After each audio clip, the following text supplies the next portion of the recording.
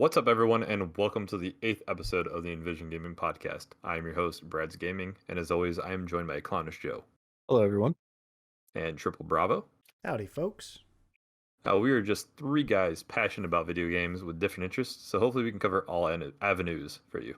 Today's topic, we are discussing the Steam Deck, which conveniently was shown once again for us to talk about for another very easy podcast. Before we jump into that, how has your week been, boys? Joe, start with you. Not too bad. A lot of work. We had the new Zelda release, which I picked up. Well, I say new, but it is the remake of Skyward Sword HD for the Switch. Picked that up, and yeah, not too much else going on in the world of Joe. How much have you been able to play that game so far? I think I'm about 4 hours into it, like actual game time. Did you end up finding the Joy-Cons? No, but I did see on Twitter earlier that a lot of Walmarts still have like a large stock of them. So I'm gonna stop tomorrow before I go to work to see if I can find them. I saw a GIF on Reddit where a guy was chopping a tree down, and the caption said that like this game wasn't made for this kind of motion controls, and he was just like just chopping it like a doggone carrot. It's pretty funny. I did see that too. Yeah, but I also saw that seemed like there's a decent stock of those Joy-Cons compared to other ones, or they're just restocking them actually. Yeah, I'm hoping I can find a pair, but at the same time, I'm not too bent out of shape if I don't. Yeah, Because I'm not gonna spend $150 on them. It's pretty much a flop. Nobody's buying it. Well, if they for the Joy-Cons themselves, I mean, if they print enough, then all they're really gonna end up doing is hurting the scalpers, because they're not gonna make their money back. They'll be losing money on however many they pick up. But anyways, how about you, Bravo? Go on to you. How's your week been? My week's been good. I actually, instead of working on the bus this weekend, I actually went to the river and floated. You just like float on a raft and drink beer and pollute the world. It's a decent time. Sounds good. We try not to pollute. I was just joking. Please don't sue me. But yeah, it was a great time. We're all older now, me and my friends, and we decided, hey, we're not gonna camp anymore because it's 1,000 degrees outside. So we got a bunkhouse, which is literally, it was literally like bunk beds for children that they stuffed into this room. And they're like, hey, we can fit 15 people. Okay, you can fit 15 children, but we made it work. And it has an AC unit, so we didn't die. It was pretty good. That sounds good though. For myself, I ended up buying an elliptical and some adjustable dumbbells. I actually literally just walked in the door with them, so I still gotta set them up, but I'm excited to actually work out and not be fat Brad anymore. Hopefully. We'll see. Oh boy. And then the other thing is I ended up starting Stranger Things this weekend. And I started it originally when it first came out, and I watched about 5 minutes of the show, and I was like, I can't get in this right now. Stopped. And all of my friends were telling me, oh, you would love it. It's right up your alley, because a little bit of spookiness, 80s, kind of like the geek culture stuff. But never gave it a shot. And then this weekend, we ended up just binge watching it and got about halfway through season 2. Oh wow. And yeah, so it was good. I enjoyed it. Simple as that. Yeah, I watched the first season when it came out, and I just haven't had time or the motivation to go back and watch the rest of it. So I think I've seen like one episode of season 2. Mm-hmm. I liked it a lot, though. I mean, it's better than I expected it to be. I don't know why. I didn't have like high expectations, and I think that's when it's always the best, when you watch something and it's like, oh wow, that's pleasantly, like, it's good. Yeah. Yep. Yeah, it sure is. All right, how about we jump into games we've been playing this week? So, Bravo, we'll start with you. I didn't get much of a chance to play video games this week, unfortunately. I did play a little bit of Deep Rock and a little bit of League, and that was it. Wah wah. Sounds like you're living the life there, Bravo. Well, all my time is spent working and honestly enjoying doing research into this podcast. So it's gonna be consistent. I feel like for a year straight, it's gonna be Joe and Bravo. What have you been playing this week? League. Oh no. Yeah, I mean Until Yes. no. In a couple days, the Battle Sector game comes out, and I'll be playing that, and Joe will be high and dry. oh, Need you. he's gonna beg you. I can fit in a couple games. I'll need It'll a break. be Bravo leaving will be a weight off my shoulders. That's one less I have to carry. Mm. All right, Wow. Joe. Well, I guess we're gonna be breaking up the podcast after this episode. After words like that. Oh boy. Well, All right, yeah. How about you, Joe? Anything other than the league, obviously? well, yeah. Skyward Sword, a little bit of Zelda to mix in. About 4 hours. Played about. The game's been out since Friday, brother. You should have this done by now. I honestly thought I was going to, but then I got sidetracked with some errands, League. and That's your errands. and League. But yeah, I mean, I wanted to get some more Plague Tale in, but I have not since last week. But that is one I plan on picking back up in the next day or so here. All right. What about you, Brad? So, before we jump into mine, I just want to ask super quick first impressions of Zelda, though, because I'm Okay. curious. So I never played the one on the Wii. For a bit of background, I am not crazy about the art style of this game, but I see where Breath of the Wild took a lot of. It seems like they tested a lot of things that when it made it into Breath of the Wild in this game that were not in the older ones, which I thought was pretty interesting because, like I said, I've never played this one. I started out playing with the motion controls, and good lord, do I hate motion control games. Hmm. So I switched over to the joystick, or like the Pro Control for the Switch, and it's been leagues better and more enjoyable. The only thing I do hate is to look around, like when you're running around, you have to hold in like the left bumper to look around, or else you're just swinging your sword. Yeah, that sounds kind of Which obnoxious. I feel like it should be the opposite way, like hold in the bumper and then swing your sword, and then just normal look around. Mm-hmm. But whatever. Weird. I wonder if there's an option, maybe. Probably not. Not the end of the world. Yeah. But it's a pretty good game so far. I just completed like the first major dungeon.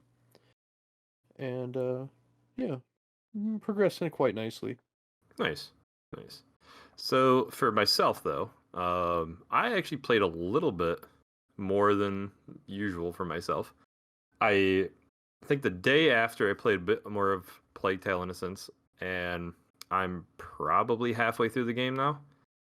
And I don't know what it is, but the game kind of took a little bit of a fall for myself. Still a very good game.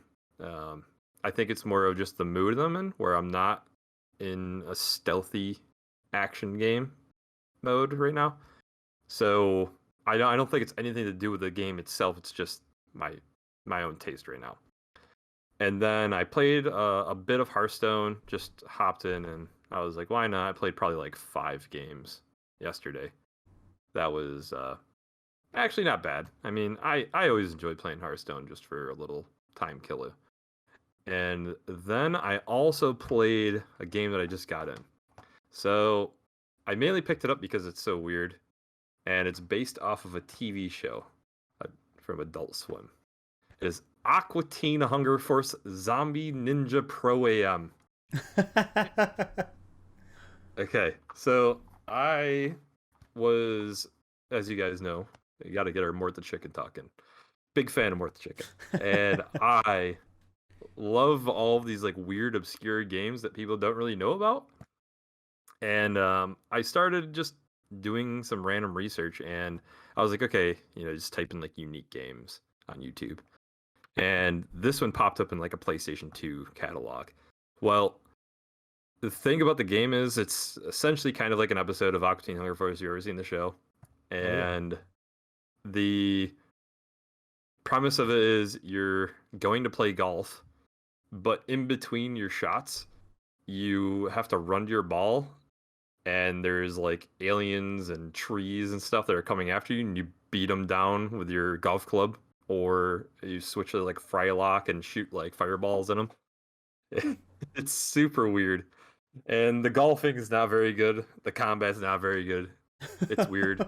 The tutorial is you shooting golf balls into Carl's windows. You have to hit all of his windows in his house. Wow. And just to like get used to the swinging.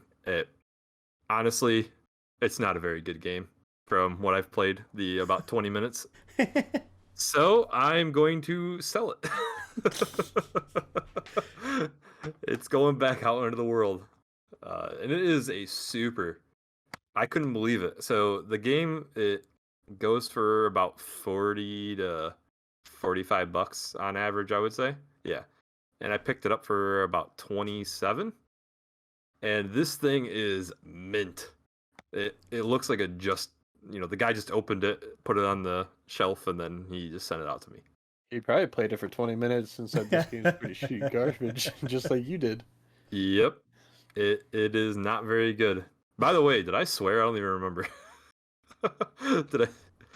No. We'll have to put a little dolphin echo if I did. No, it'd be fine. I thought, for some reason, I said the old S word. The old poopski. The old poopski. No, not again. Not another episode about poop. Yeah, we're gonna have to do another one about it. I'm gonna bring between Mort the chicken and poop. That's all I'm talking about. But anyways, I thought that was kind of exciting. But we will now jump into the Guess the Price game. Bravo. Yeah. Alrighty, folks. You know the drill. I'm your long-standing host of one single episode so far. They kicked me out because I was losing too much. So now I host it. And the boys here, the experts, are going to be given a game or something related to gaming and a title and a quality, and they'll guess the price. Wait a minute. You just changed the rules? Is guess the price not related to gaming? You... See, I've changed the rules on you. You've given me the power. Yeah, that might come up in this episode. I don't know. Legend of Zelda condoms. How much? But anyways, they'll guess the price. I'll tell them high or low. They'll give it another guess, and whoever's closest wins. And just like your favorite show, the rules are made up and the points don't matter. So let's just get into it. The first game is Pokemon Platinum version Nintendo DS authentic original OEM game cartridge only. Okay, so I wanted to mix it up a bit because I feel like we constantly do like complete in box, mint condition, whatever. So I went out and found a game that is just a cartridge only, Pokemon Platinum, Nintendo DS. What's that price? About 7, Jerry. The boys are writing their prices down, so there's no fudging the numbers. All right, Brad guesses one hundo, a complete Benjamin, and Joe guesses a half a Benjamin at $50. All right. This is the first time we've had one where it's a little bit closer. So, I'm going to say it's higher. Didn't I just win then? Nope. What do you mean I didn't win? Nope. He did this last week, too. Get another guess. That's bull. So right now the contestants are second guessing themselves. Brad's like, oh, I must be really close, so I should go up a little bit. But maybe I should go up a whole lot, which means Joe maybe goes up a little bit. I don't know what's going on here. I'm reading their faces. We got $1.27 for Joe and $1.20 for Brad. All right. That's not good for me. This this game sold for $95. So you lied to us. $5 off. Look, I make the rules, and you still won. You said higher. Yeah. It's higher. Yeah. But I guess higher than it. Yeah. How does that? All right, whatever. I won still. Yeah. Good job, Brad. Good job. Hey, you should have been more resolute with your decision and just held. I was pretty certain about that hundred. That's why I Yeah. was. Yeah, it's 95 When bucks. you were like, "Oh, it's higher," I'm like, "It's not gonna be much higher." Yeah, there you go. There you go. All right. First point goes to Brad. Look at this. I think this is the first time Joe has lost a single round that wasn't cheated. Oh, I was going to say I won one, but no, I didn't. All right. I'm gonna tell you right now, really quickly, if Joe won that after I was $5 away from it, I probably would have walked away. I'm glad you won. You won. All right. So the next game is a Nintendo Wii Guitar Hero World Tour bundle. It's in the box, but it's been opened. But does it have the guitar and Yep. like Yeah. drums and Yep. the It's the whole bundle. microphone? Guitar Hero Live has drums on it too? It's Or is Or it is just that a Rock guitar? Band? no, this is just the guitar, but it's Oh, got it's like guitar. Okay. it's got like the dongle and the game. Gotcha. What console? Wii. Hmm. It's WII for those of you who need to know that. Can you spell that one more time for me, please? Y W Y. Okay, we have $40 for Brad and $91 for Joe. Let me make sure my internal math here. Yeah, you're both low. Come on, guys. It's a guitar. It's a dongle. It's a box. You got to do internal math to tell if both of us were low. No, All you had to do is no. compare Joe's number. No, I was just joking. So, what? I'll give you guys a little hint. Okay, the dongles alone go for $40. That's a cheap one. It's Guitar Hero. Who the hell? It's a pretty sought after game. All right. I just seen my number. I was gonna guess like pretty much right around here, anyways. Okay, we have $101 for Brad. Here's and here's my mentality on it. for Joe. I'll tell you before Bravo things. Just the dongle is the most sought after part because people probably left it in the console or whatever. But the guitar in the game is probably not worth much. But I'm guessing the box is worth a little more, so you're probably gonna be end up closer. My mentality is they were like handing those guitars out. They were like turning people away from bringing them in at retro game shops for a while. Interesting. In my view, I just looked for a dongle not too long ago, a couple weeks, because my set had gone missing. I don't know where the dongle is, but I had to go get one, and some of them were selling for like $80. And that's Like- the dongle is why I said, because I found the guitar. I found a guitar itself multiple times for $5. Did I win? Yeah, you definitely. won. After you Uh, saying that, It sold for $120. So Joe was off more than Brad. Brad 2-0. Episode 8. Brad, right, we retire the game. winner. What does it feel like? Tell us your emotions right now. I want to thank my mom and God. If he wasn't looking over me during this one, I don't know what would have happened. No, you did Also, good. thank you, Biggles, for keeping the bugs away from me. He is. He's hunting in the background. He's hunting them. Yeah, he's getting ready for and something. then I'm gonna do Might poop over there. what no professional interviewer should do and interview the loser. Joe, how do you feel? What's going on in that brain right now? I feel betrayed. Yeah. The first one we were lied to. The lie won was that either. in favor of you, sir. Well, I think here's the But thing it that wasn't? sucks, because you would have had the second game won, and we would have been going into round 3 if we didn't have the double guess. All right. Speaking of round 3, let's see if Joe can pull off a W just for his little heart. Actually, quick tangent.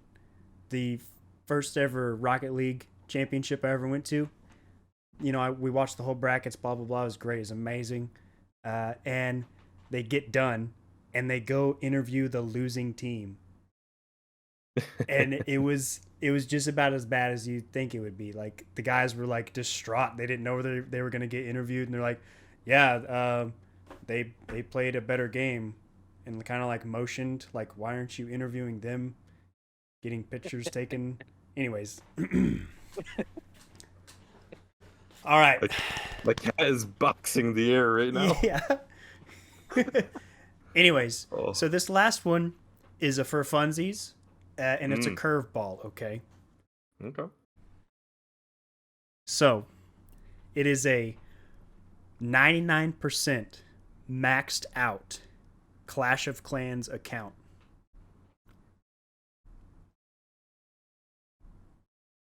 I- 99% max. There's other details, but I don't think you guys even know what those are. So I don't even know what 99% maxed out was. I thought it was a game that went forever. well, it is. There's levels in the cards, So- I believe, but I don't know what that means. It's a free to play game, but you can kind of pay to win in there, where you can like get more workers and stuff. So you spend time to upgrade each individual component. Wow, you guessed way higher than me. So Brad guessed $300 and Joe guessed $10,000. $10,000? The Hail Mary pass. Doesn't matter. I get a second guess anyway. Yeah, no, seriously. You might as well just guess really high or low, and then he'll be like, "It's between you guys." It's No, to us it's higher, and it'll be lower than both of us. Yeah. it's below both of you. Wow. All right. My initial So- guess was actually lower, but then I was like, it's got to be higher than that. So then I'm gonna guess higher. Because I wish feel Brad like Rob would have guessed between like it. $7, so I'd be like, it's between you. So you guys know it's not $7. What? It's a one. $125 and $167. Sorry, $125 for Brad. You're $2 off, Joe. $167 for Joe. This 99% maxed out Clash of Clans account sold for $239. Oh. Yeah. That is a Sounds about poor return on investment if you know Yep. anything about how long it takes to upgrade these things.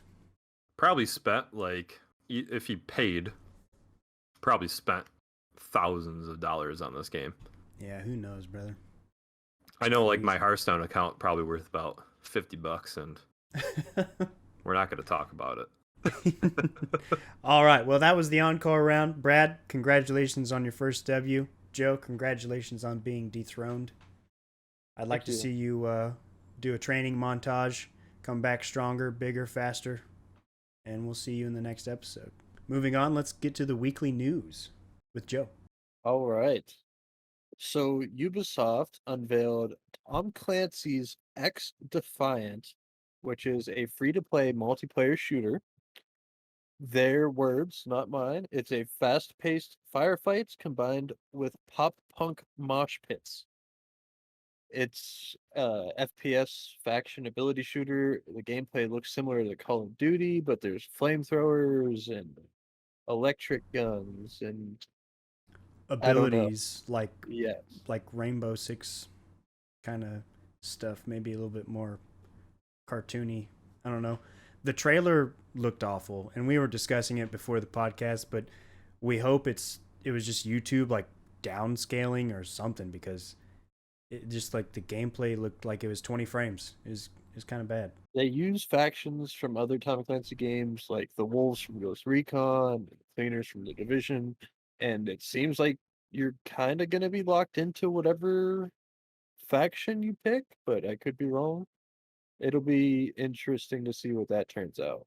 HBO The Last of Us TV series will be 10 episodes long, costing over $100 million to produce. To compare to Game of Thrones' final season was $15 million per episode, and The Mandalorian was close to $15 million per episode as well. Sounds like it's right on track with the rest of them then. Yeah. I'm excited for it. I just am. I don't know. I mean, I feel like they should just tell their own story instead of doing the Joel and Ellie thing, which is what they're going to do. Is just tell the first game. I feel like they could just pick some other random. They can create another set of individuals in that world, in a different location, doing roughly the same thing, just surviving, and it could be interesting. What's got me interested in this, I mean, I would love to see like an actual, pretty much just follow the game and maybe add a little bit more depth to it. The first game, because I haven't played the second one, so I don't exactly know how that works out. At the same time, they're filming it in Canada, which I feel is weird if you're following Joel and Ellie, because like the locations they went to were like a big part of the game. Like I said though, I just feel like it's maybe the wrong move because it's not like the game was poorly told, Like it has a really good story.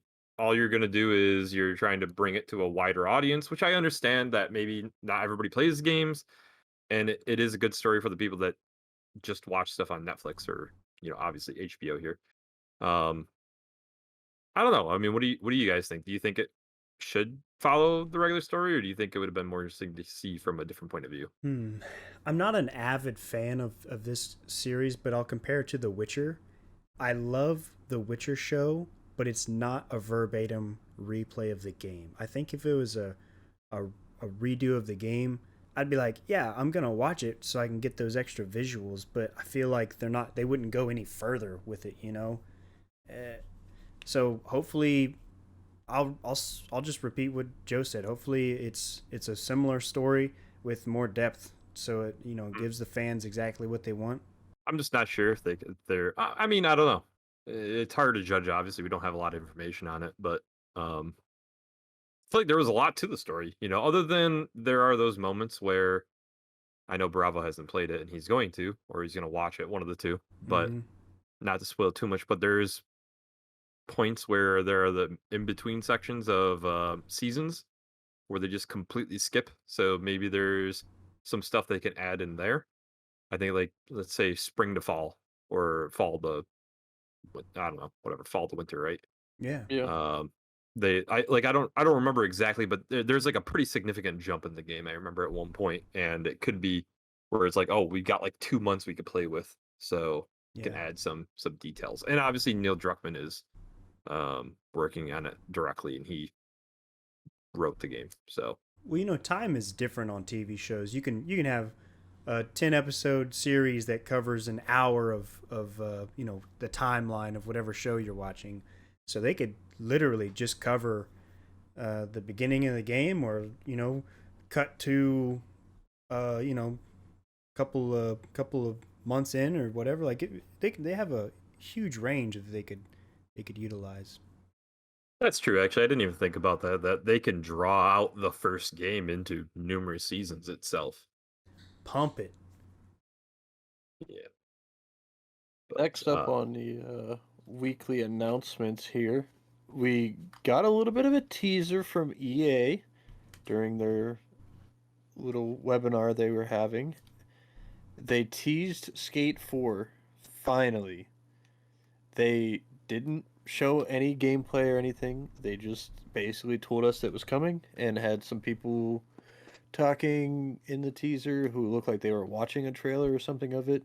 And it seemed to be teased that it's going to be an open world skate game, which I don't know if you guys have played Skate at all, but Oh yeah. they are quite fun games. Yes, they are. I played the first one, I believe, only. And I didn't do amazing in it because I still was like in Tony Hawk mode where it's more arcadey. But this one's a little more realistic, but they are pretty interesting. And I actually just like watching them. They're a lot more interesting to watch than I think the Tony Hawk games are. Well, my favorite part of any of those games was just kind of like making my own path, just skating around, doing my own thing. So if you make it open world, that's like the best of all aspects of the game for me. So just go for it. I agree completely. Mine was breaking my bones. That That was my favorite. I wanted to try to break as many bones as I possibly could when I fell. Yeah, give it the Mortal Kombat style where it's just like Yeah. X-ray vision. That would definitely make me want to buy the game more. Yeah, Scorpion randomly comes out of nowhere and get over here. Okay, anyways. Tencent, the massive Chinese company, is set to purchase Sumo Group for $1.27 billion. They are the developer of Sackboy, Big Adventure, Hitman Reboot, Forza Horizon 2, Crackdown 3. So, pretty big cluster of games there. So it's yet another massive purchase for Tencent. We'll actually get into it a little bit in the main topic here, but those guys are a juggernaut, the titan of gaming worldwide. So, yay, they bought another thing. I mean, I don't know how much in the works or talk Sony was, but I was thinking that there would have been a possibility that Sony could have acquired them due to them working on titles like Little Big Planet 3 and I just hearing the name Sumo Digital in general, it makes me think of, Sony. Uh, Obviously Sackboy Big Adventure. It's definitely a Sony thing, so kind of interesting for sure that they probably swept them up, but maybe then again, this just shows that Sony isn't interested in them and maybe doesn't value them as much. Or maybe Tencent just brought out the checkbook and was like, "Look, they're offering you a billion. We'll give you 1.27. That's an extra 2 Yeah. and a 7." It's probably more like I'm going to offer you 229 million, and they're like, "We'll give you a billion." That's probably more like what it is, because I mean, if you when we were comparing the Microsoft purchase of Bethesda to um, PlayStation, I mean, they bought Insomniac for like 229 million, and then it's like, oh, well, yeah, Bethesda 7.5 billion, Yep. Something like that. Something. That's crazy. That's still crazy to hear. Mm-hmm. Anyways, so next episode, we just want to preface this that we are going to be discussing MOBAs and talking about Pokemon Unite as it is set to release July 21st. So definitely stay tuned to that. That is kind of like a news topic, but also just giving you something to look forward in the future. Now we're going to move on to our main topic, which is the Steam Deck and PC gaming. So with the Steam Deck, we have 3 different versions that were shown.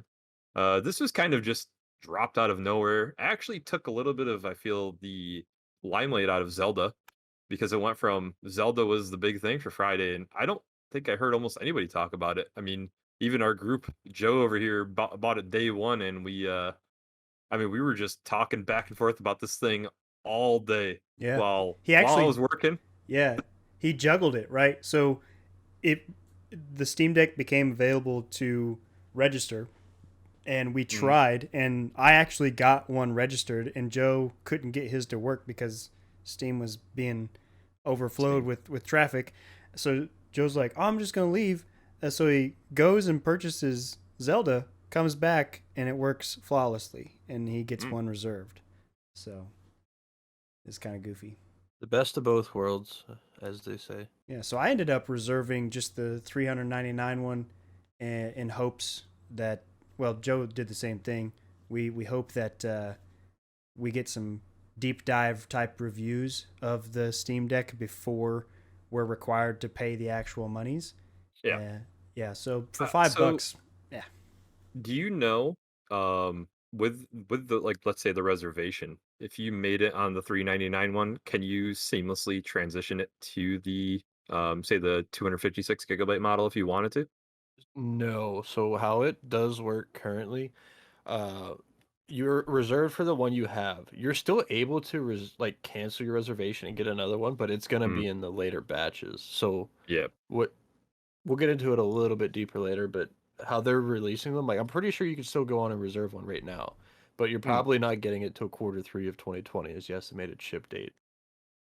Yeah. yeah. So that I Oh, go ahead, Rava.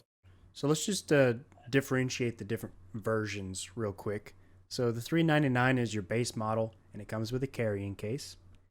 The 529 model is 256 gigs of storage via a NVMe SSD card versus the base model, which is a eMMC 64 gig storage space.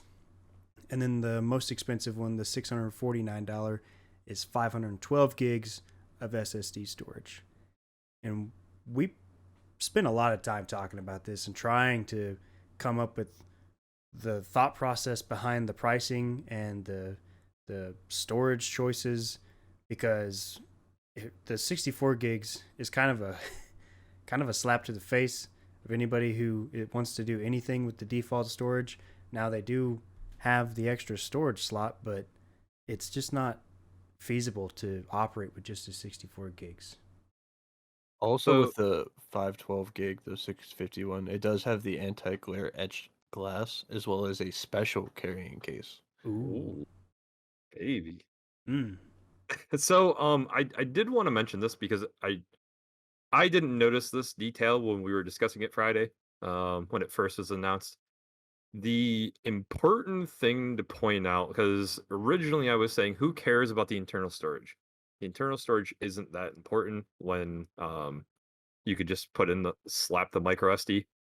But then again, I think it's a little more important than I was originally thinking, which is why obviously it's nice that we got it Friday and had some time to think about it a little bit more.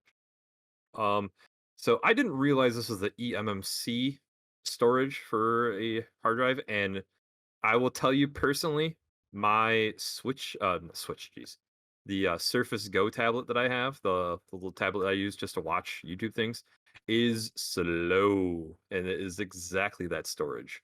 So I've done a lot of research watching people just talking about it, and everybody is kind of saying the same thing, that this thing with the 64 gigabyte is okay to play like smaller indie games and whatnot, but if you try to play an open world game, it's just not gonna function. It's not gonna load. And everybody else is saying, like, if you think that you're gonna play some juggernaut open world game on a micro SD card, you might be kidding yourself.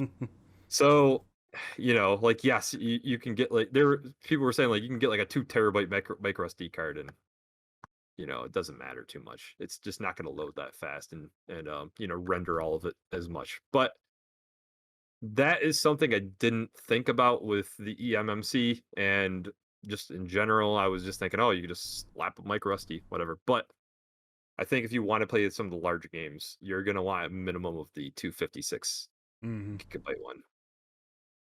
But I still think the 64 gigabyte is a good purchase if you're mainly looking for play like games like Hades, right?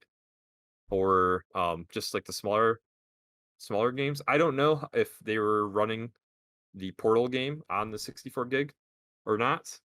I don't remember. I might have missed if they mentioned it or not.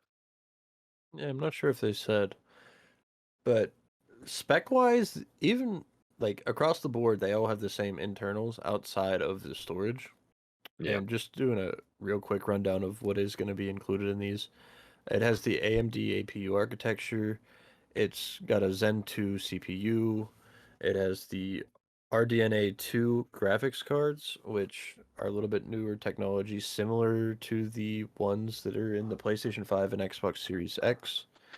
Obviously, they're going to be slightly different.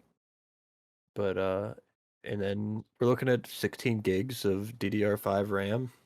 And then, like we said, the 64, 256, and 512 gig storage, as well as the micro SD card slot, which is said to be high speed. Quotes. High speed micro SD. It's just like physically limited by its transfer speeds, Yeah, exactly. They did mention, though, also, what I was watching, that Steam themselves, the developers, were saying that it is possible, if you really wanted to try and upgrade the SSD, like, to an SSD. Like, I guess that the slot is still there, but they said it's a pain in the butt to get to. And they're saying it's going to be a lot of work to actually get to it and make it work for the 64 gig, and they don't really recommend it. Yep. But it is there. So I guess the really handy people that just really love to tinker with electronics, which obviously everybody's out there, but they can mess around with that. Yeah, I mean, it'll be probably taking out a few other components to be able to get to it, but it shouldn't be anything that's too crazy. My fear is taking the device apart might be a little bit tedious from how it seemed like there was only 4 screws in the back. I'm hoping it's not like clip sides.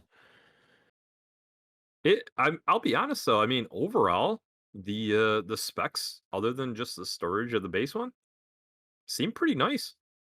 I don't know what you guys think. Yeah, absolutely. I mean, I was pretty whenever they first announced this before we actually got our hands on like the actual spec sheet, I was very hesitant to the guys that like it $400, the device looks super cool. I was like, but specs are what matter. Mm, And I was, you know, quite astounded by what they actually have in it. And I originally did not plan on pre-ordering one of these until I saw the spec sheet. And then I found out it was $5. So why not grab one? And then if I change my mind later down the road, whatever. Yeah, worst case scenario, you're out $5. Yep. Yeah.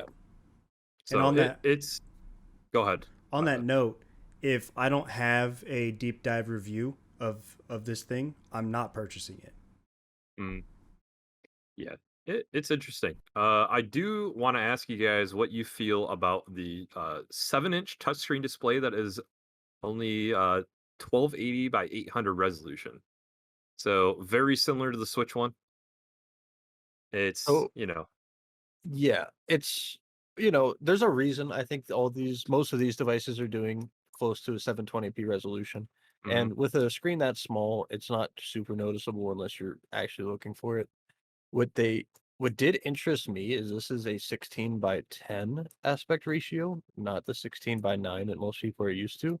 mhm, So by default in games, if they are setting to max settings, you're gonna have about 40 pixels both on the top and bottom that are just black, yeah, unless you go in and reset to a normal 720, which they said it will run at default 720 or true 720. Will be interesting, but I think overall it's fine. I don't plan on playing 4K games on this device. yeah. Eh, I I'm thinking they almost look at it too that at that screen size, and it's probably not cost efficient to put a higher resolution screen. And I'm guessing that a lower resolution screen equals better battery life because I Definitely. so kind of like why the 3DS is, those old, just like the original Game Boy, those things would last on how many batteries was it? 4 or 6. Those things are beast. They would I last like 14 years. I just found my Game Boy Advance a few days ago, maybe a week or so now, but I haven't touched that since I moved into this home. I moved into this home like 13 years ago at this point. Mm. It's still turned on. It's man, No. there's just something in Yeah. the blood over at Nintendo. Well, Those old machines, they just get those yeah. batteries kicking. I feel like it's the technologies of batteries were way beyond what games were at the time, and now games have caught up, and they're like, "Look, we need more juice. Okay, Hmm. we can't we can't run these games anymore." They like the Steam Deck is actually going to take 84 AA batteries. You just put one, and you'll get 3 to 5 hours. It's What was it? mobile only because you're plugged into your car. Was it the Tesla or whatever that they like made a version that they made it all AA batteries? And it Oh I was like haven't the heard of that. entire car was batteries. That's awesome. Holy crap. But speaking of batteries, this has a 40-watt battery, 2 to 4 hours. For Portal 2, is that's been the benchmark that they've been utilizing for the most part. It's 2 to 4 hours at 60 FPS and then 4 to 8 at 30 FPS. So not the greatest benchmark that we decided, but it is interesting to see that. I mean, it's a decent looking game, and I wouldn't say it's on the high end. It's not too low. It's pretty much right in the middle. So I think it's pretty fair in general. My cat is, if you hear him, he's on an assassination hunt right now. He's pissed about the batteries. Those batteries. Yeah, so we were talking about this off the podcast, and I was defending it. I was like, "Yeah, it's Portal 2. It's Portal 2." And then I remembered that Portal 2 released in 2011. And I was like, oh, it's really Portal old. 2. Well, like I said, it's I think what you have to judge it based on is it's a 3D rendered game. It's not like they were like, oh, we're playing some really basic 2D indie game, right? Yeah. Like a Metroidvania where like almost anything could run it, right? Like yeah, it's not something high end, but I was listening to IGN, their podcast actually talking about their hands-on impression, some of the people, and they were playing like Control on this, which is when did that game come out? Last year or 2 years ago, roughly. It's Uh, fresh. Something like that. yeah, so it's relatively new, and they said it ran fine, like middle settings, no problem. The only thing we don't know is was it the higher models, was it lower ones? What was it? Mm-hmm. I So- also trust about 1 in 3 words that IGN says, to be Right. fair. So I'm gonna go off on a little tangent here. Why doesn't the industry have an official benchmark? You know, like we've all done it with various games. Like first one that comes to mind is Horizon Zero Dawn. You can run a benchmark test and it'll go through like a bunch of different graphics. It'll explode things on the screen. It'll like all kinds of craziness to like figure out the graphic settings that your computer can run. Why is there not an industry standard benchmark that just runs different games or different animations, graphically animations, processor heavy, mathematics or whatever to like get an official benchmark between every single build or piece of hardware? Like it's weird. I like that idea. Yeah. So now I might have misheard you. Are you saying that every game should have like a benchmark test in it, or are you saying that there should be like just a like everybody decides in the industry, Skyrim is the benchmark test. This is what we base everything off. Okay, Guys, even Guys, we have it. Can it run Crisis? if Can it run Mort the Chicken? yeah, it doesn't even have to be anything crazy, like you could just everybody picks, okay, it's 2021, every benchmark test is done with this game. Everybody picks it and you run the exact same settings, exact same everything for whatever thing you're doing. I would just say you'd have to change it per like every year. So it's just whatever. So Yeah. 2021, let's say we'll go with what you said, Horizon Zero Dawn. Then 2022, let's say they choose I don't know what's a game that came out this year that's on Steam that's big. Whatever. How about this? The previous year's game of the year. Yeah, something like that. Something simple where it's like, hey, this works. But then what if Hades wins? Well, That's hey, exactly what came to mind for me. I get that's 800 what frames on it Hades. is. Yeah. I see flaws Like, in my oh, boy. logic, but I'm sticking to it. Okay. Yeah. Runs You had Hades at good max intentions. settings. You had good intentions. That's all that matters. Yeah. And then another note on the battery stuff.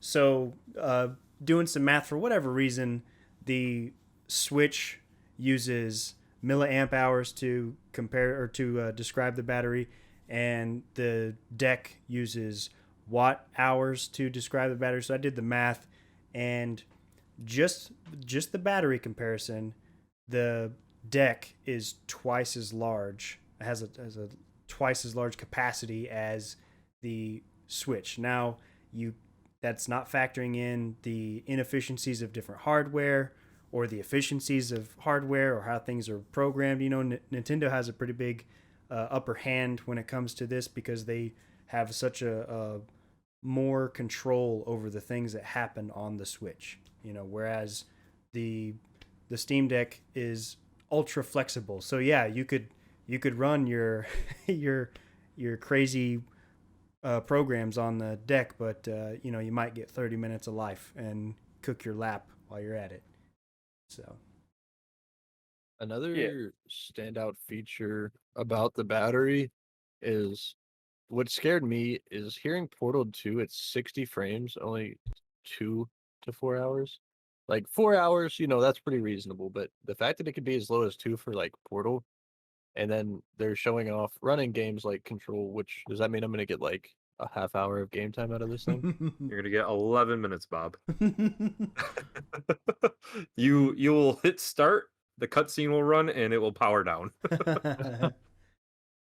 Um, I think it's going to just drastically differ on this machine, uh, way more than anything Nintendo sees because realistically, Nintendo has, I feel, a slight upper hand to this just because 90% of the games that people play on there are Nintendo games.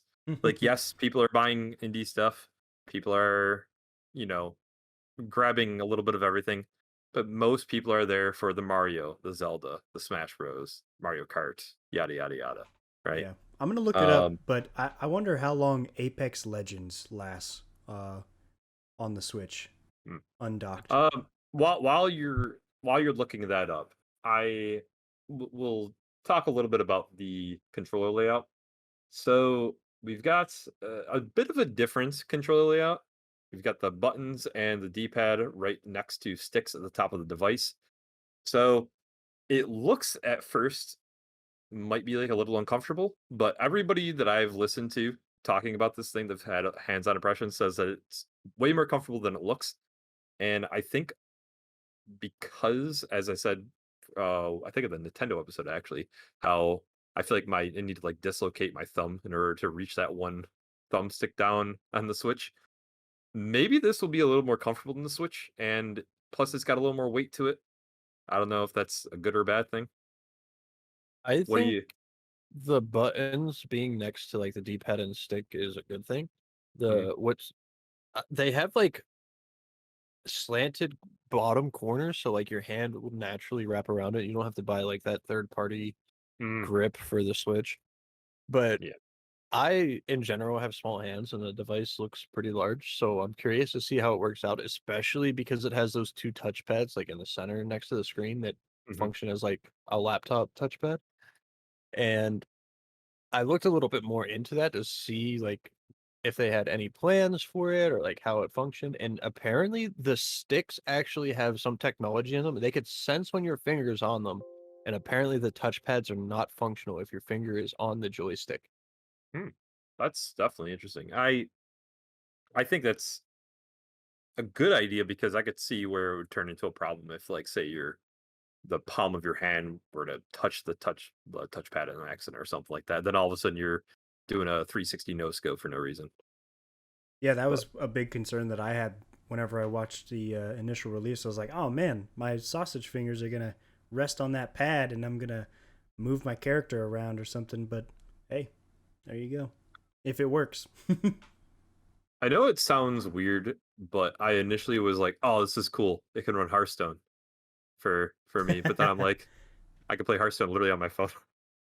It's just cool because it's, essentially it's kind of like a Windows device. Mm-hmm. But we'll get to that in a second.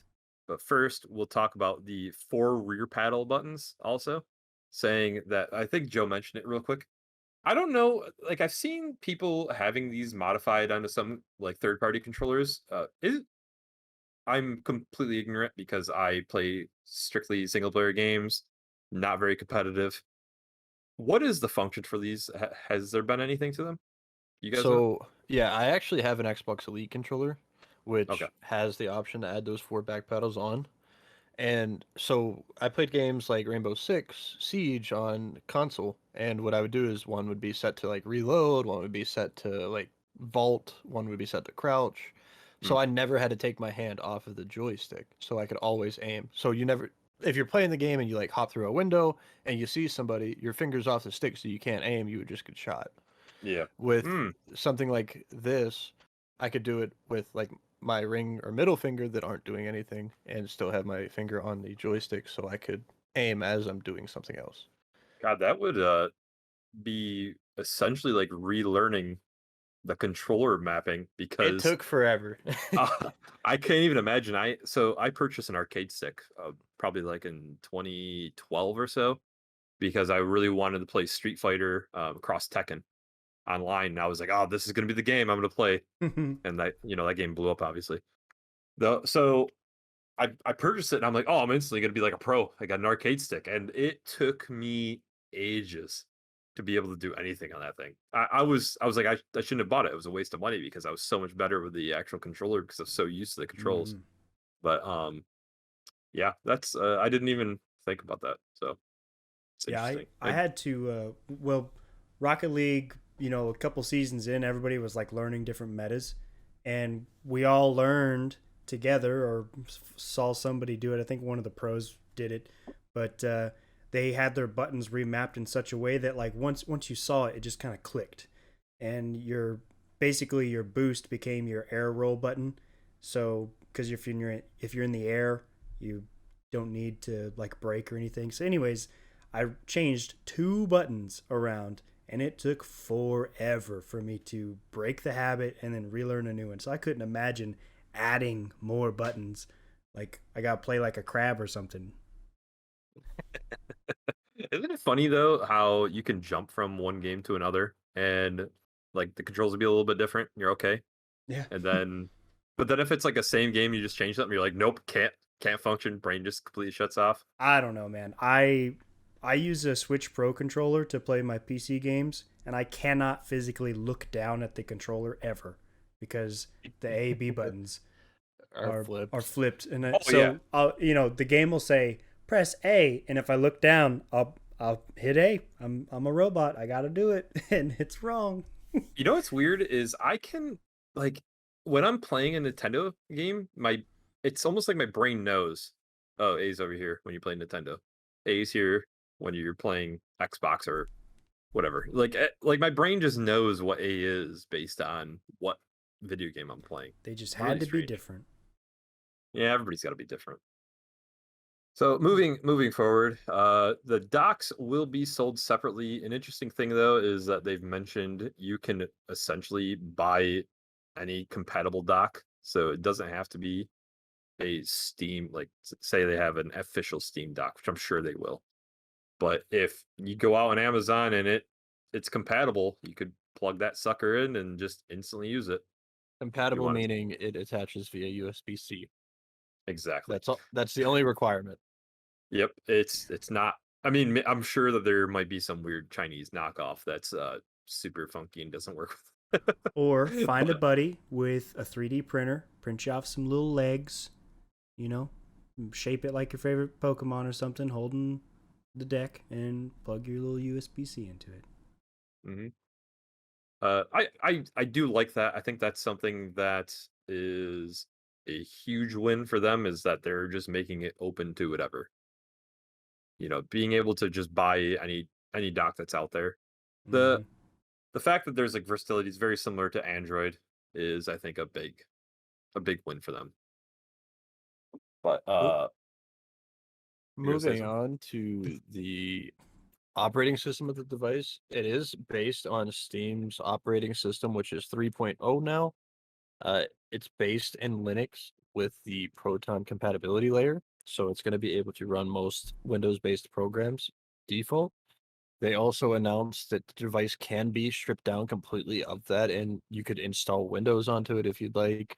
And it's a fully functional PC in all rights. And with the dock system, you're able to just plug it into the dock, set it up to like a monitor, keyboard and mouse, and just have a fully functional like mid-end gaming PC. Yeah, I think that's awesome. Honestly, I would be pretty tempted to do that because one, I have that stupid tablet, that Windows Surface Go tablet, mm-hmm. which I do love it, but man, that thing is not very good when it comes to, I mean, it kind of struggles to play Hearthstone. I mean, Joe and I would be playing Hearthstone and I'm on that tablet and I couldn't play Pirates at all to save my life. I just didn't have like the tablet couldn't keep up with the APMs. uh that shows how bad it is. And Hearthstone's not a game that's any bit of intensive. Um but I just think the flexibility, the fact that you can plop anything onto it at that point. I mean, I don't know if there would be any restriction at all, being it's some certain specific, I don't know, specs, like with that 64 eMMC storage, like how is that just going to make it not run Windows well? I think it should still be able to run Windows just fine. I don't see any reason that the eMMC would cause an issue with that. It may make things run a little bit slower than we're used to with our computers that have, solid state drives that have been, terabytes and terabytes at this point.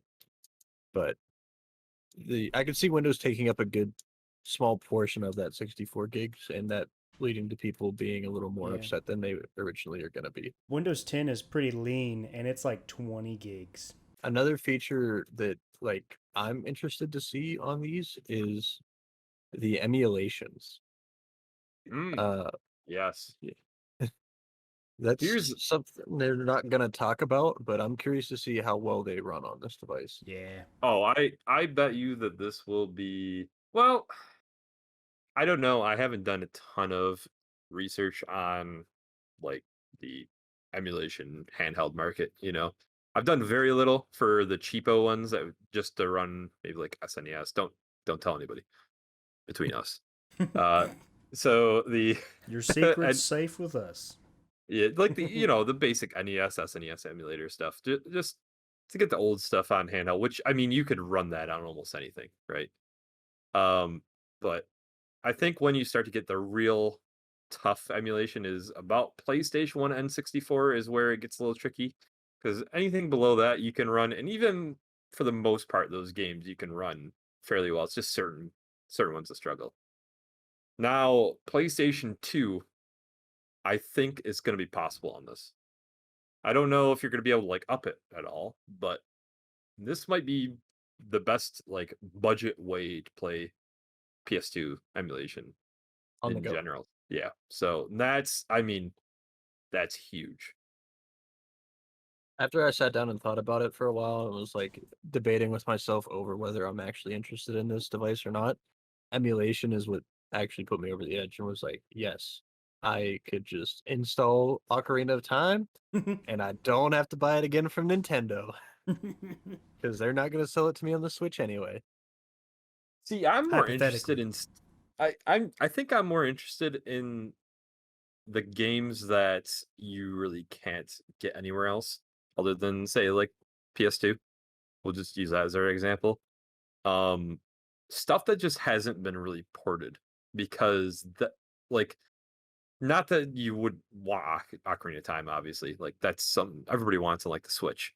But there's still a chance that it technically can be ported. But you get something like let's just say Silent Hill 2. I mean, the chance of that being ported is pretty slim because Konami's too busy making pachinko machines, right? Um, I don't know. I mean, if I don't know how powerful this is because like my computer isn't very beefy, as I've talked to Joe about. Like it's pretty old, honestly, and it runs everything I would want fine. And I can do PS3 emulation, actually, surprisingly. And I don't know how this, like, if this computer will compare to mine, there's a chance it could even run some PS3 stuff. Not gonna say it's flawless or anything, but Some other devices, price range that are competing in the market that the Steam Deck is. I originally did not have the Switch listed, but we could go over that quickly in the fact that a base model Switch sells for about $300. The Switch OLED that's coming out is going to be $350, but some mobile computer in the same market that the Switch Deck is focusing on, the GPD Win 3 and Win Max come out at about $1,155. And then the Aya Neo is about $1,015. Both of these essentially being the same device that Steam is releasing. Spec wise, pretty comparable, maybe a half a step down. And we're talking like roughly triple the price of the base model Steam Deck. yeah, Mhm. that's what's storage on those. Do you have an idea roughly, maybe? I want to say they're 128, but I could be wrong. And I do believe they both have the SD slot as well. Okay. Um, I think it's no brainer. The only thing that this is competing against is the Switch. Those are getting blown out of the water by this device. Like, I mean, just price. Like, you just look at the price wise, and who's paying $1,000 for one of those. Yeah. I don't see it. I mean, you could plop a PS5 in front of people. I don't think they're paying $1,000 for it, right? Well, some people might. I get where you guys are coming from in the fact that you think this is competing with the Switch, but I realistically don't think it does at all. Yeah, it's competing because of the physical similarities and the fact that it's still a gaming handheld console, but it's, you know, so open to whatever you can do with it. I understand that it competes more with these with the GDP and the AYA, but it's just like, I guess, the lens that people see stuff through. I feel like people are going to compare it to the Switch, even though, you know, the markets are so segregated from each other. It's not really the same game, you know, like the same playing field, you know. Yeah. Switch is playing baseball and the deck is playing, I don't know, football. I don't know, whatever.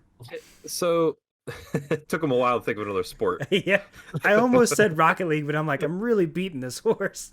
Playing baseball and the other kid's playing with a stick. I should have. No, so I think it's because obviously they were influenced by the Switch. It's no brainer, right? The just design factor wise, right? It's not so much that they didn't change things themselves. They obviously did a little bit of finagling with the controls, the layout. They have the touch pads. They have the back, you know, the back buttons, the paddles, whatever you want to call them. And yeah, I mean, it's basically just that, the form factor, yada yada yada. Game wise, I think that's what it comes down to, and you can't even compare these because who's going to compare a $400 device to a $1,000 one, right? Realistically, I don't think anybody's looking at the other two options that were, when we say like a Windows tablet, right, or whatever you want to call this, computer handheld game. Nobody's comparing these $1,000 devices to this $400 one, and if the $400 one's even more powerful, I mean, they might as well just take them all off the market and go put them in a, you know, a landfill. It's just, you know, they're the Atari 2600 game now. Yeah, Go dump them. What these other two pieces of hardware have ran into is pricing from you know, previous times, and then the lack of competition. And Valve comes in and they're like, I don't know why those guys are pricing at that range, but here you go. And they're like, crap. Our market is gone. I'm telling you, because Gabe Newell literally said that the pricing was like one of the most important things he had. Like, they had to hit that $3.99 mark. Mm-hmm. And I do think it's important, because the biggest competition I think that they have is the Switch. In order for them to draw people in, because it's kind of like PS3. Okay, why was everybody like picking up the 360 or the PS3? And they're, you know, when they first came out, it's because the 360, I don't remember exactly, but I think it was $3.99, and the PS3 was like, what, $5.99? Yeah. Nobody wants to pay that. Like, $3.99's just like, that's a sweet spot. $2.99 to $3.99. You start to get above that $3.99 threshold, and people are like, like, you can have separate models that maybe, hey, if you want, say, a 2 terabyte drive in it for an extra, whatever, you know, just throw an arbitrary number, $100, right? Whatever. Then yeah, cool, whatever. They have like another SKU, but you have to have that base SKU that people can pick up, the majority of people can pick up for a decent price. And I think that's why you got the Xbox Series S, that's that budget $2.99, the PS5 digital version, that, what is that, $2.99 also? I think it's a little bit more. I don't don't remember whatever the it pricing is. off the top of my head. It's obviously less than the disc version, but we'll go with that. So I think Switch is the competition, and I think that looking at them, it's just, I don't know. I think Nintendo has a little bit of an advantage just because they're Nintendo. That's the only thing I'm going to say. And Yeah. it has nothing to do with specs, has nothing to do with anything other than who's got Mario, who's got Zelda. Yeah, And they're like two similar products, but I just see them in two separate markets. oh yeah, I Yeah. mean realistically, I would own, like, if I were like, hey, which one would you want? I'd be like both, because they both do completely different things Yeah. for me. If I wanted a Switch, I'm wanting a Switch for Nintendo products. If I wanted this Steam Deck, I want it for the indie games, or I want it to just load Windows on and to throw some emulation on there. One other thing we did not talk about yet with this Steam Deck is it does have the access to the cloud saves that Steam does typically. So you play a game on Steam, you save and exit, you could pick right up from that from your Steam Deck. They said they're trying to get like the just grab and go, but it's not a feature that's finished yet, nor do they plan on have it finished by release. That meaning that if I'm playing Oxygen not included on my PC, I pause it, I grab my Steam Deck, I would turn it on, and I could just pick up and go. But not a feature that's included at the moment, but is in the process. Yes, I actually did hear that, and that sounds amazing. Can you imagine that you're playing something here, like we'll use Oxygen Not Included, and it's just a kind of like the suspended states that Xbox and PlayStation have, where you just, you put the game to rest, the console, and then you turn it on, and then boom, I mean, you're still in the middle of the game. It's like you just paused it instead. Mm-hmm. Can you imagine that? But you just pick up another device and it's essentially in the same spot. Like, it's just there. That's pretty cool. Yeah. I hope that they actually implement that. The technology, I think they'll definitely have it. The Stadia has something similar, and I've been watching goofballs working with augmented reality, kind of separate from video games, where you like physically, they call it throwing, where you like grab the screen with your fingers and you like throw it to the nearest monitor that uh, has the application on it, and it'll just like Mhm. move your automatically display your phone screen on the monitor, stuff like that. Like, I love Hmm. that kind of stuff, and it's super useful for like an on the go kind of job like what I have. So I'm really hoping that the Steam Deck gets in that same industry and can benefit from it.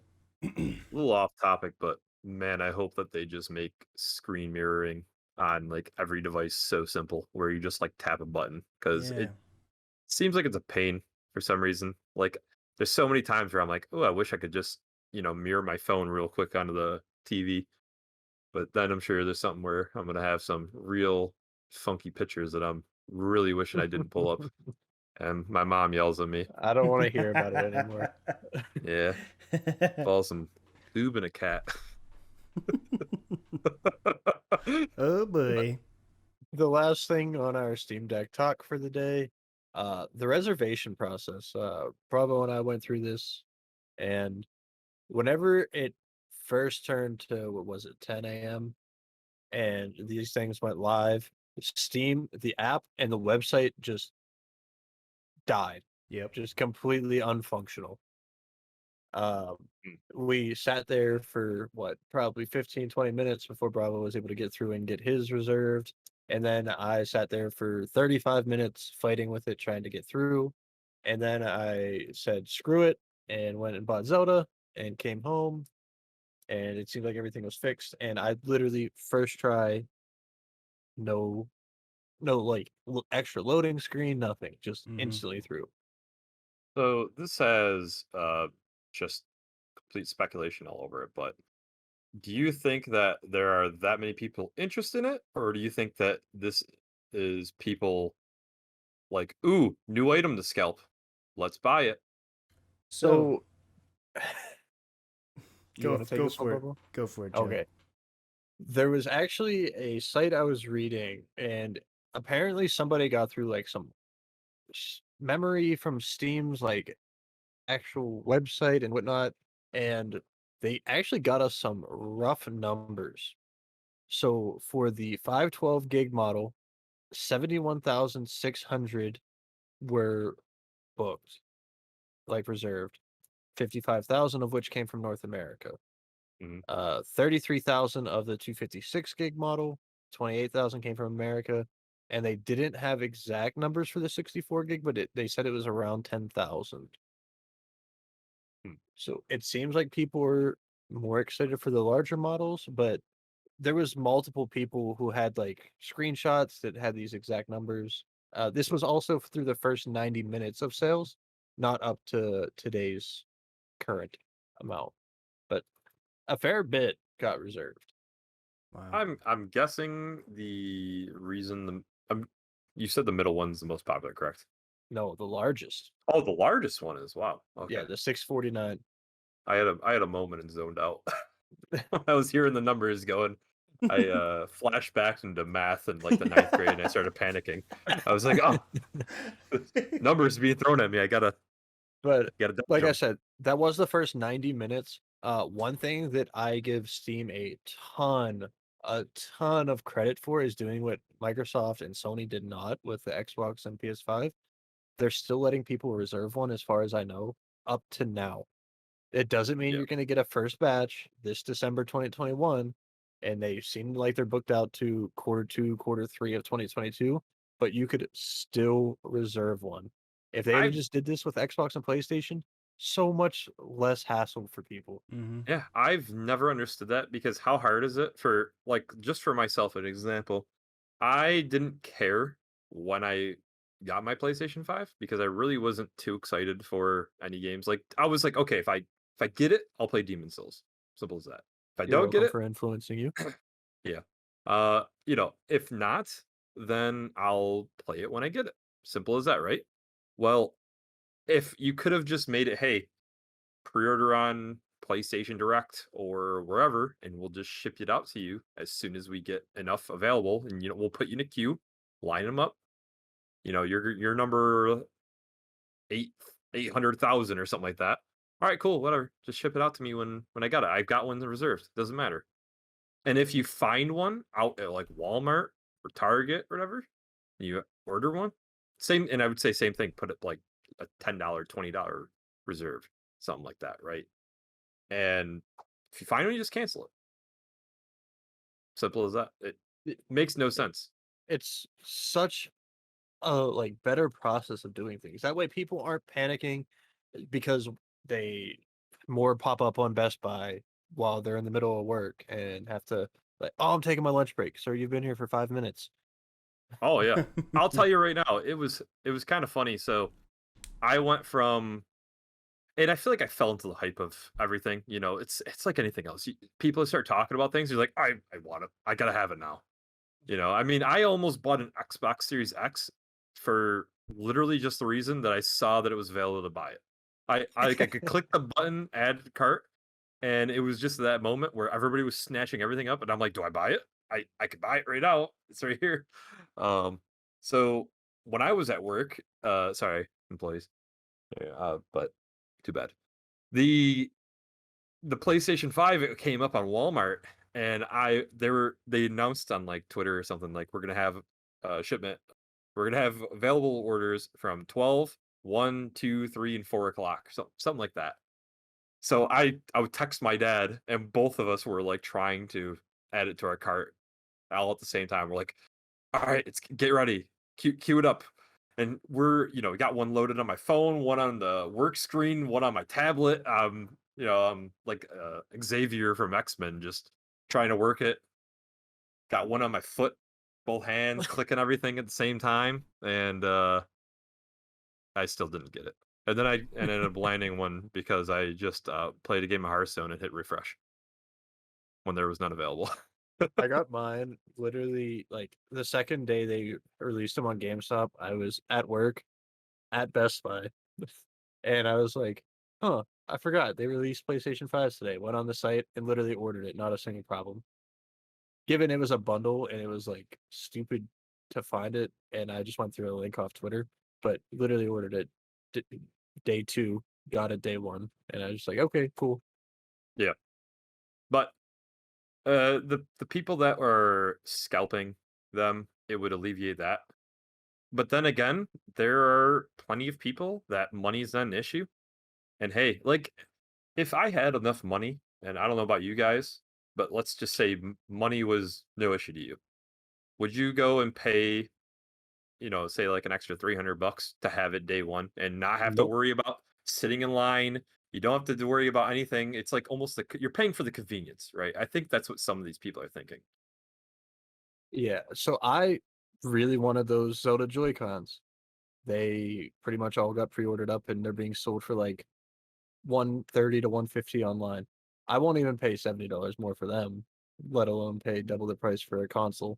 But I also stated if money was no issue, to the sense of like, It's not a money issue. Like I could buy the Joy-Cons if I want. I have the money. It's oh just yeah, a but matter of if you were making, let's just say, if you were a millionaire, all right, and it's like, oh, you're worth like $10 million, and some guy is charging $200 more, and you've got a kid, and it's like, oh, for 250, $300, you'll have it for them for Christmas, and you have no worry at all. Like I get it. I get why people in do that it. situation, sure. But for Am, Yeah. myself, no. am It's I more of like a point to stick it to the man that's Mhm. trying to scalp at this point. am I happy in this alternative reality?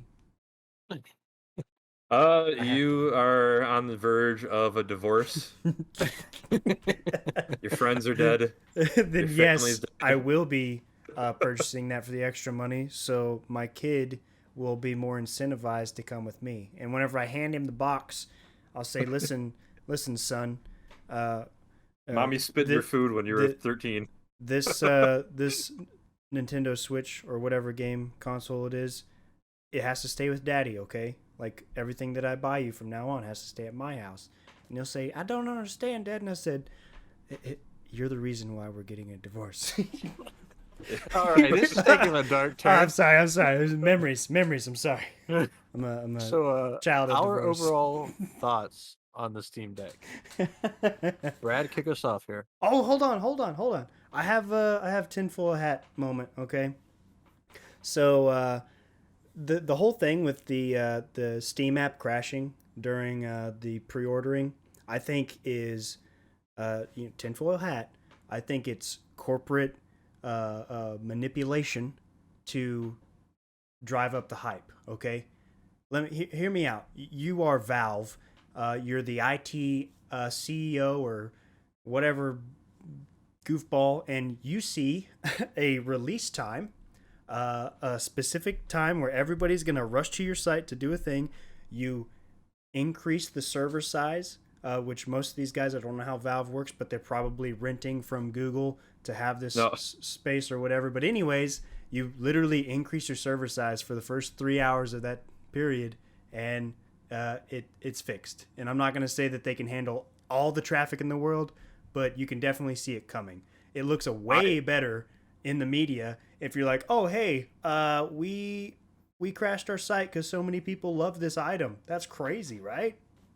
I'm thinking it's the opposite, that they were able to run it from like, no matter what, they could probably handle almost anything. I mean, it's Steam, and I'm sure that you could throw almost anything at them and it would be fine. I think they were more like, hey, Tony, set the servers up to run on that one Windows 98 machine over there for the next 30 minutes. And and the thing just started spitting and chugging, and it was on fire. They're like, oh, Yeah. God, get I like both solutions. They all reach the same destination. Yeah. Don't trust them out there, okay? I just like Windows 98 because it's cooler. but Not once it's on fire.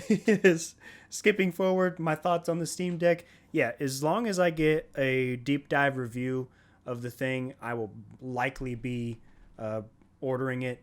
I do just have the base model, and I don't really feel like I want to spend the $530 or $600+ on the upper end model, so I'm hoping that the base model does me just fine. I don't really plan on playing AAA games on it. I'm literally going to use it to, one, play indie sized games on it whenever I'm like traveling or like sitting on the toilet where I can't otherwise play them because I'm so doggone busy.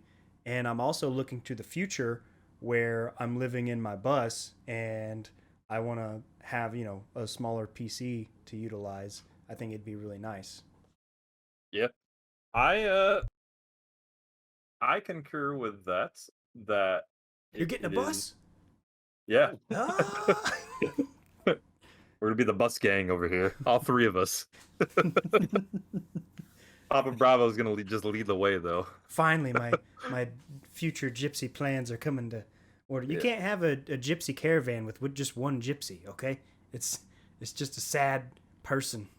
We're all gonna quit our jobs, and we're going to live off of the podcast revenue, which is 5 cents an episode so far. Don't highball us. Don't try to make people think we're rich. All right, yeah, my bad, 4 cents. But I am going to wait and debate on it a little bit more, as just mobile gaming, like in the sense of having a portable console, to me isn't as enjoyable anymore, because I'm not on when I drive, I'm driving. Like, I'm not the passenger anymore. Back in the day, baby Brad would be in the back seat throwing his Game Boy Advance at my sister's head, the back of her head, playing Pokemon because I got killed by that Rattata. Right. But nowadays, I mean, I'm rarely ever not playing a game when I'm home. Like, it's when I'm home, right? Like, if I'm playing a game, it's never when I'm on the go. And if I am playing something on the go, it's usually because I've got like 15 minutes and I'm gonna pull out my phone and play like Hearthstone. But I do really like the idea of having a powerful emulation machine that is portable. I think that that's a little bit more along my mindset on it, because I was doing a little bit of research not long ago, trying to find I would say, budget machine that could run the older games. But if I can get PS2 games to run on something, then it just becomes like a whole new category. How about you, Joe? Yeah, so this device, like I said from the beginning, I was very hesitant, and I still am at this point. A lot of it is going to come down to, like Bravo said, more hands-on reviewed by somebody who more than likely wasn't paid directly from Valve to give it X or Y review. We all know IGN is hit or miss with their reviews, and typically they're miss. They're Uh, amazing. What are you talking about? the battery I life, I like IGN, actually. Not for their reviews, there's some of their content's fun. yeah, for sure. The battery life is going to be a big thing to me, but mobility is a big feature to this, obviously. And I, for one, enjoy traveling. And like in the next year or so, I plan on going to visit Bravo down in the old Great Wide West and riding Wild Wild horses. West. Riding While school buses. while I'm riding horses and kicking up dust, I'm gonna be playing on my Steam machine. But Dude, maybe I should name the bus Roach. all right, Witcher. All Get right. on. I'm gonna write that But down. I also plan on like going to Vegas in the next year, and just traveling in general, and I feel like it's a good device for that. I don't care about playing AAA games on it. It'll be games like RimWorld or Oxygen Not Included or an N64 Or your data emulator. simulator. But yeah, like I don't care. I'm not trying to play like The Witcher 3 on this. If I want that, Yep. I want to sit down and like take in the game. And Realistically, though, if you wanted to play The Witcher 3, this is like portably, this is going to be the best option, for because sure. the Switch one is rough from what I've heard. Yeah. And I expected nothing less realistically, but just in general, like the 64 gigs is probably going to be plenty for me because the games I plan on installing are going to be like 2 gigs a pop. Yeah. I'll put an SD card in if I need it, but realistically, I have like 4 games installed on my PC at a time that I actually play, and probably even less on a portable version of it. So I'm excited for it, but hesitant. Now, here is the number one question I have for you boys when it comes to this. And it kind of goes into what my big selling point is. Am I going to want a new like laptop slash portable machine like that? Because that's how I'm looking at this more. Is if I get this, I'm probably going to just wipe it and put Windows on. That's just myself, because I got that tablet. That's the only thing I have for a portable computer, and it's okay. I just cracked the screen a little bit. I can't remember if I told that on the podcast or not. But anyways, uh, so that's more along what my lines are. And similarly to that, are you boys going to install League of Legends on this device? No. What? Definitely not. Come on, that's all you guys do here. No, it's a momentary replay of a past life. I don't know. It's like that ex-girlfriend that you go I- back to for I- like 2 weeks. Yeah, I cannot play League of Legends for very long. I have it's seasonal, just like Rocket League these days. It's just seasonal. I just go back whenever I. The only reason Miss Bravo plays League is because he wants to spend time with me. That's the truth. I always feel left out because even though you guys are like, oh yeah, you can play whenever, but then I'll hop in and I'm like, hey guys, how you been? And you're so honed in, you can't even like talk. Yeah. I'll be like, so Joe, what do you think about this? And dead silence. Just, Like I- I'm like, all just- right, I guess I'm just gonna go and Yep.